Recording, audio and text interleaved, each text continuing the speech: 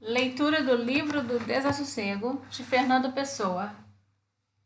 A persistência instintiva da vida através da aparência da inteligência é, para mim, uma das contemplações mais íntimas e mais constantes. O disfarce irreal da consciência serve somente para me destacar aquela inconsciência que não disfarça. Da nascença à morte, o homem vive servo da mesma exterioridade de si mesmo que tem os animais. Toda a vida não vive, mas vegeta em maior grau e com mais complexidade. Guia-se por normas que não sabe que existem, nem que por elas se guia. E as suas ideias, os seus sentimentos, os seus atos são todos inconscientes. Não porque neles falte a consciência, mas porque neles não há duas consciências. Vislumbres de ter ilusão, tanto e não mais, tem o maior dos homens. Sigo num pensamento de divagação, a história vulgar das vidas vulgares. Vejo como em tudo são servos do temperamento subconsciente, das circunstâncias externas alheias, dos impulsos de convívio e desconvívio que nele, por ele e com ele se chocam como pouca coisa. Quantas vezes os tenho ouvido dizer a mesma frase que simboliza todo o absurdo, todo o nada, toda a insciência falada das suas vidas? É aquela frase que usam de qualquer prazer material. É o que a gente leva desta vida. Leva aonde? Leva para onde? Leva para quê? Seria triste despertar-nos da sombra com uma pergunta como esta. Fala assim materialista, porque todo homem que fala assim é, ainda que subconscientemente, um materialista. O que é que ele pensa levar da vida e de que maneira? Para onde leva as costeletas de porco e o vinho tinto e a rapariga casual? Para que céu, em que não se crê? Para que terra? Para onde não leva senão a podridão que toda a sua vida foi latente? Não conheço frase mais trágica nem mais plenamente reveladora da humanidade humana.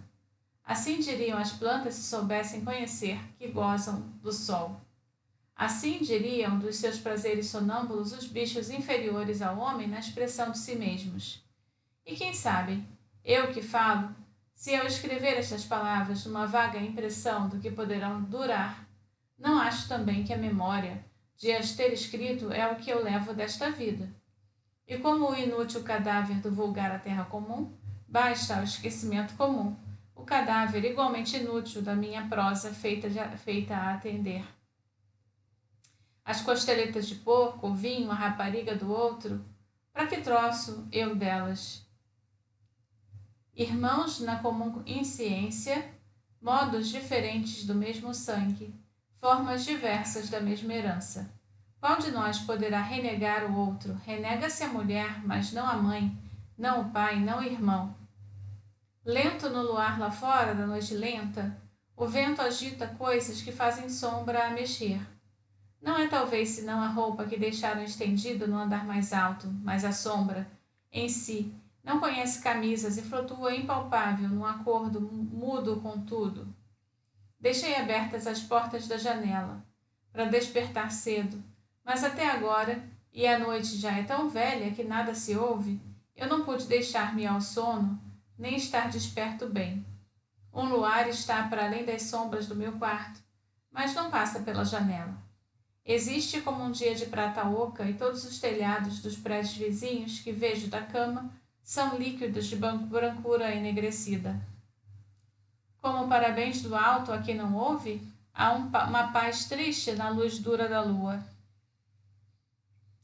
E sem ver, nem pensar, sem pensar, olhos fechados já sobre o sono ausente, eu medito com que palavras verdadeiras se poderá descrever um luar. Os antigos diriam que o luar é branco, ou que é de prata, mas a brancura falsa do luar é de muitas cores. Se me erguesse da cama e visse por detrás dos vidros frios, sei bem que, no alto ar isolado, o luar é de branco cinzento, azulado, de amarelo esbatido, que sobre os telhados vários, em desequilíbrio de negrume, de uns aos outros, ora doura de branco, preto e prédios submissos, ora alaga de uma cor sem cor, o encarnado castanho das telhas altas. No fundo da rua, abismo plácido onde as pedras nuas se arredondam irregularmente. Não tem cor salvo um azul que vem talvez do cinzento das pedras. Ao fundo do horizonte será quase do azul escuro, diferente do azul negro do céu ao fundo. Nas janelas onde bate é um amarelo negro. Daqui da cama, se abro os olhos que tenho sono que não tenho, é um ar de neve tornada cor, onde boiam filamentos de madrepélula morna. E se o sinto com o que sinto, é um tédio tornado sombra branca, escurecendo como se os olhos se fechassem sobre essa indistintiva brancura. Pasmo sempre quando acabo qualquer coisa, pasmo e desolo-me. O meu instinto de perfeição deveria inibir-me de acabar. Deveria inibir-me até de dar começo. Mas distraio-me e faço. O que consigo é um produto em mim, não de uma aplicação de vontade, mas de uma cedência dela. Começo porque não tenho força para pensar. Acabo porque não tenho alma para suspender. Este livro é a minha cobardia. A razão por que tantas vezes interrompo um pensamento com um trecho de paisagem que de um modo se integra no esquema, real ou suposto, das minhas impressões, é que essa paisagem é uma porta por onde fujo ao conhecimento da minha impotência criadora. Eu tenho a necessidade, no meio das conversas comigo, que formam as palavras deste livro, de falar de repente com outra pessoa e dirijo-me à luz que paira, como agora, sobre os telhados das casas que parecem molhados de tê-la de lado. Ao agitar brando das árvores altas na encosta citadina, que parecem perto, numa possibilidade de desabamento mudo, aos cartazes sobrepostos das casas engrenadas, com janelas por letras onde sol morto doirá goma úmida. Por que escrevo se não escrevo melhor? Mas que seria de mim se não escrevesse o que consigo escrever, por inferior a mim mesmo que nisso seja? Eu sou um plebeu na aspiração, porque tento realizar, não ouso o silêncio como quem receia um quarto escuro. Eu sou como os que prezam a medalha mais que o esforço e gozam a glória na peliça. Peliça seria veste forrada de peles. Para mim, escrever é desprezar-me. Mas não posso deixar de escrever. Escrever é como uma droga que repugno e tomo. O vício que desprezo e em que vivo.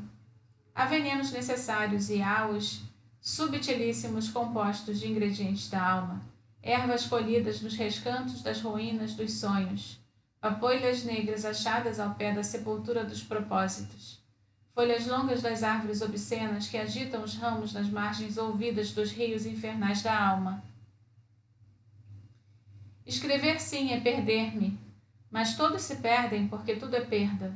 Porém, eu perco-me sem alegria, não como o rio na foz, para que nasceu incógnito, mas como um lago feito na praia pela maré alta, e cuja água, sumida, nunca mais regressa ao mar. Ergo-me da cadeira como um esforço monstruoso, mas tenho a impressão de que levo a cadeira comigo. E que é mais pesada, porque é a cadeira do subjetivismo. Que sou eu para mim? Só uma sensação minha? E meu coração esvazia-se sem querer, como um balde roto. Pensar, sentir, como tudo cansa, se é uma coisa definida.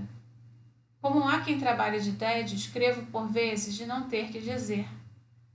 O devaneio, em que naturalmente se perde para quem não pensa, perco-me eu nele por escrito, pois sei sonhar em prosa. E há nisso muito sincero sentimento, muita emoção legítima que tiro de não estar sentindo. Há momentos em que a vacuidade de se sentir, viver, atinge a espessura de uma coisa positiva. Nos grandes homens de ação, que são os santos, pois que agem com a emoção inteira e não só com parte dela, esse sentimento de que a vida, não ser nada, conduz ao infinito. Engrinaldam-se de noite e de astros, ungem-se de silêncio e de solidão, dos grandes homens da inação, e cujo número humildemente pertenço, o mesmo sentimento conduz ao infinitesimal. Puxam-se as sensações como elásticos para ver os poros da falsa continuidade bamba. e uns aos outros, nestes momentos, amam o sono, como homem vulgar, que nem age, nem não age, mero reflexo da existência genérica da espécie humana. Sono é a fusão com Deus, o nirvana. Seja ele em definições o que for, sono é a análise lenta das sensações. Seja ela usada como uma ciência atômica da alma, seja ela dormida como uma música da vontade, anagrama lento da monotonia. Escrevo demorando-me nas palavras como por montras, onde não vejo, e são meios sentidos, quase expressões o que me fica, como cores de estofos, que não vi o que são, harmonias exibidas compostas de não sei que objetos. Eu escrevo embalando-me como uma mãe louca, um filho morto. Encontrei-me neste mundo certo dia, como que não sei qual foi, e até ali, desde que evidentemente nascera, eu tinha vivido sem sentir. Se perguntei onde estava, todos me enganaram, e todos se contradiziam. Se pedi que me disseram o que faria, todos me falaram falso, a cada um que me disse uma coisa sua. Se de não saber parei pelo caminho, todos pasmaram que eu não seguisse para onde ninguém sabia o que estava. Ou não voltasse para trás, eu que, desperto na encruzilhada, não sabia de onde viera. Eu vi que estava em cena e não sabia o papel que os outros diziam logo, sem o saberem também. Eu vi que estava vestido de pajem e não me deram a rainha, culpando-me de não a ter.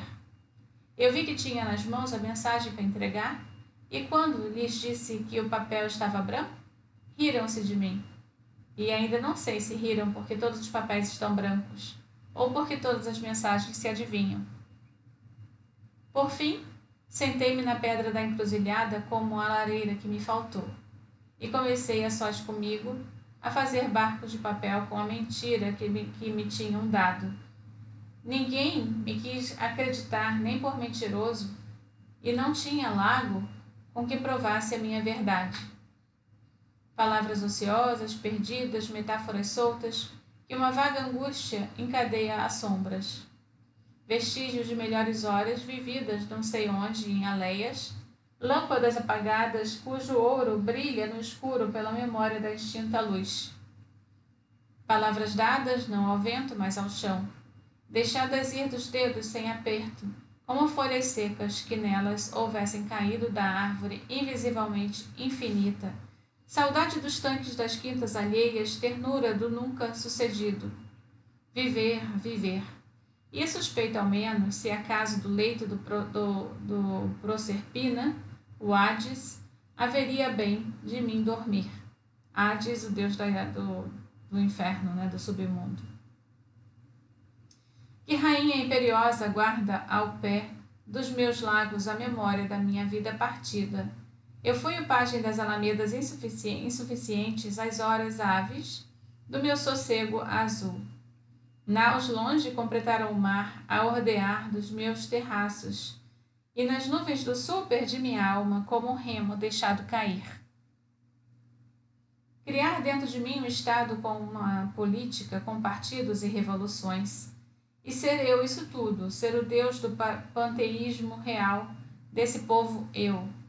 Essência e ação dos seus corpos, das suas almas, da terra que pisam e dos atos que fazem. Ser tudo, ser eles e não eles. Ai de mim! Este ainda é um dos sonhos que não logro realizar. Se o realizasse, morreria talvez, não sei porquê, mas não se deve poder viver depois disso, tamanho sacrilégio cometido contra Deus, tamanha usurpação do poder divino de ser tudo. O prazer que me daria criar um jesuitismo das sensações. Há metáforas que são mais reais do que a gente anda pela rua. Há imagens nos recantos dos livros que vivem mais nitidamente que muito homem e muita mulher. Há frases literárias que têm uma individualidade absolutamente humana.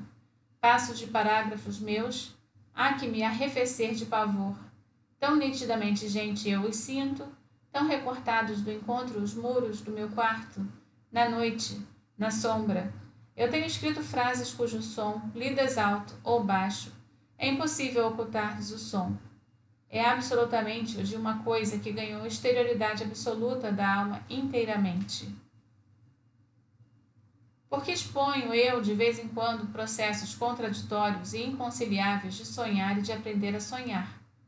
Porque, provavelmente, tanto me habituei a sentir o falso como o verdadeiro, o sonhado tão nitidamente como o visto, que eu perdi a distinção humana, falsa, eu creio, entre a verdade e a mentira. Basta que eu veja nitidamente com os olhos ou com os ouvidos, ou com outro sentido qualquer, para que eu sinta que aquilo é real. Pode ser mesmo que eu sinta duas coisas inconjugáveis ao mesmo tempo, não importa. Há criaturas que são capazes de sofrer longas horas por não lhe ser possível ser uma figura de um quadro ou de um naipe de baralho de cartas. Há almas sobre quem pesa como uma maldição o não lhe ser, se possível, ser hoje gente da Idade Média. Aconteceu-me deste sofrimento em tempo. Hoje já não me acontece, requintei para além disso.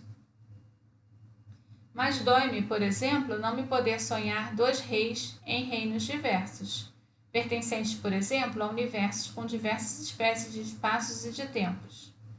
Não conseguir isso magoa-me verdadeiramente, sabe-me a passar fome. Poder sonhar o inconcebível visibilizando-o é um dos grandes triunfos que não eu, que sou grande, senão raras vezes atinjo. Sim, sonhar que sou, por exemplo, simultaneamente, separadamente, inconfusamente, o homem e a mulher de um passeio que um homem e uma mulher dão à beira-rio. Ver-me, ao mesmo tempo, com igual nitidez, do mesmo modo, sem mistura, sendo as duas coisas com igual integração nelas, um navio consciente no Mar do Sul, a uma página impressa de um livro antigo. Que absurdo que isso parece! Mas tudo é absurdo, e o sonho ainda é o que é menos.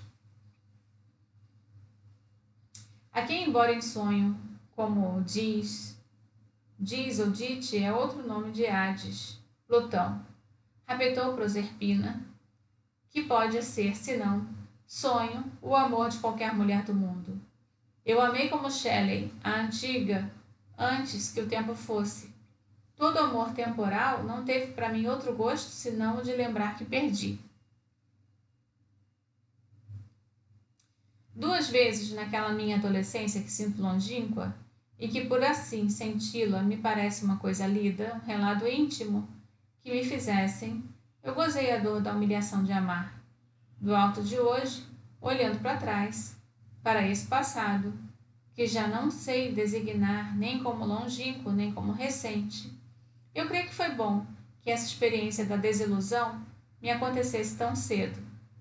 Não foi nada, salvo o que passei comigo. No aspecto externo do assunto íntimo, legiões humanas de homens têm passado pelas mesmas torturas. Mas cedo demais eu obtive, por uma experiência simultânea e conjunta da sensibilidade e da inteligência, a noção de que a vida da imaginação, por mórbida que pareça, é contudo aquela que calha aos temperamentos como é o meu. As ficções da minha imaginação posterior podem cansar, mas não doem nem humilham. As amantes impossíveis é também impossível o sorriso falso, o dolo do carinho, a astúcia das carícias, nunca nos abandonam, nem de qualquer modo nos cessam. São sempre cataclismos do cosmos as grandes angústias da nossa alma. Quando nos chegam em torno a nós, se erra o sol e se perturbam as estrelas, em toda a alma que sente, chega o dia em que o destino nela representa um apocalipse de angústia, um entornar dos céus e dos mundos, todos sobre sua desconsolação. Sentir-se superior e ver-se tratado pelo destino como inferior aos ínfimos, quem pode vangloriar-se de estar homem em tal situação? Se um dia eu pudesse adquirir um rasgo tão grande de expressão, que concentrasse toda a arte em mim, escreveria uma apoteose do sono. Eu não sei do prazer maior em toda a minha vida que poder dormir. O apagamento integral da vida e da alma, o afastamento completo de tudo quanto é seres e gente. a noite sem memória nem ilusão, o não ter passado nem futuro. Todo dia, em toda a sua desolação de nuvens leves e mornas, foi ocupado pelas informações de que havia revolução. Estas notícias, falsas ou certas, enchem-me sempre de um desconforto especial, misto de desdém e de náusea física. Dói-me na inteligência que alguém julgue que altera alguma coisa agitando-se. A violência, seja qual for, foi sempre para mim uma forma esbugalhada da estupidez humana. Depois, todos os revolucionários são estúpidos, como em grau menor, porque menos incômodo, o são todos os reformadores. Revolucionário ou reformador, o erro é o mesmo. Impotente para dominar e reformar a sua própria atitude para com a vida, que é tudo, ou o seu próprio ser, o que é quase tudo, o homem foge para querer modificar os outros e o mundo externo. Todo revolucionário, todo reformador é um evadido. Combater é não ser capaz de combater-se. Reformar é não ter emenda possível. O homem de sensibilidade justa e reta razão, se acha preocupado com o mal e a injustiça do mundo, busca naturalmente emendá-la. Primeiro naquilo em que ela mais perto se manifesta, e encontrará isso no seu próprio ser. Levar-lhe-á essa obra por toda a vida. Tudo para nós está no nosso conceito do mundo. Modificar o nosso conceito do mundo é modificar o mundo para nós. Isto é, modificar o mundo, pois ele nunca será para nós senão o que é para nós. Aquela justiça íntima, pela qual escrevemos uma página fluente e bela. Aquela reformação verdadeira, pela qual tornamos viva a nossa sensibilidade morta. Essas coisas são a verdade, a nossa verdade, a única verdade. O mais que há no mundo é paisagem. Molduras que enquadram sensações nossas, encadernações do que pensamos. E é o quer seja a paisagem colorida das coisas e dos seres, os campos, as casas, os cartazes e os trajos, quer seja a paisagem incolor da alma monótona, subindo um momento à superfície em palavras velhas e gestos gastos, descendo outra vez ao fundo da estupidez fundamental da expressão humana. Revolução? Mudança? O que eu quero deveras, com toda a intimidade da minha alma, é que cessem as nuvens átonas que ensaboam cinzentamente o céu. E o que eu quero é ver o azul começar a surgir de entre elas. Verdade certa e clara, porque nada é nem quer. Nada que pesa, tanto no desgosto como as palavras sociais de moral. Já a palavra dever é para mim desagradável como um intruso. Mas o termo dever cívico, solidariedade, humanitarismo e outros da mesma estirpe repugnam-me como porcarias que despejassem sobre mim das janelas. Eu sinto-me ofendido com a suposição de que alguém porventura faça, de que essas expressões têm que ver comigo, de que lhes encontro não só uma valia, mas sequer um sentido. Eu vi há pouco uma montra de loja de brinquedos, uma coisa que exatamente me lembraram, e que essas expressões são. Eu vi em pratos fingidos manjares fingidos das mesas de bonecas. Há o homem que existe sensual, egoísta, vaidoso, amigo dos outros porque tem o dom da fala, inimigo dos outros porque tem o dom da vida. A esse homem que há que oferecer com um brinque às bonecas com as palavras vazias de som e tom. O governo assenta em duas coisas, refrear e enganar. O mal desses termos lantejolados é que nem refreiam nem enganam. Embebedam, quando muito, e isso é outra coisa. Se alguma coisa odeio, é um reformador. Um reformador é um homem que vê os males superficiais do mundo e se propõe a curá-los agravando os fundamentais. O médico tenta adaptar o corpo do doente ao corpo são, mas nós não sabemos o que é ser ou não doente na vida social. Não posso considerar a humanidade senão como uma das últimas escolas da pintura decorativa da natureza.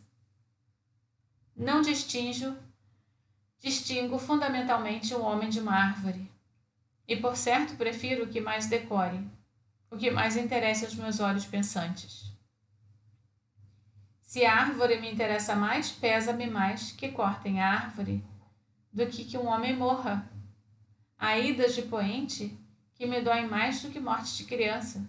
Em tudo sou o que não sente, para que se sinta. Quase me culpo de estar escrevendo essas meias reflexões nessa hora, em que dos confins da tarde sobe, colorindo-se uma brisa ligeira, colorindo-se, se não, que não é, ela que se colora, mas o ar em que boia incerta. Mas como me parece que a ela que me colora, é isso que digo, pois hei de por força dizer o que me parece, visto que sou eu. Até a próxima. Tchau, tchau.